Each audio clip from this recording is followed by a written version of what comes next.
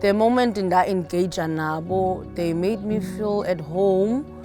They were very empathetic with me. Yo azange ndicomplain and not complain even now. Senjoba bebe right shem bevelana nam. Ngaso ndonwaba ke ngomane bendifonela futhi uziva njani hayi right since ngoku. Khange ifike nakula 5 to 7 within 3 days ndayifumana i-payout. Zanga bena story okanye athi into bana 2023 ubutshelo waye uphinda uzotshelwa ngoku.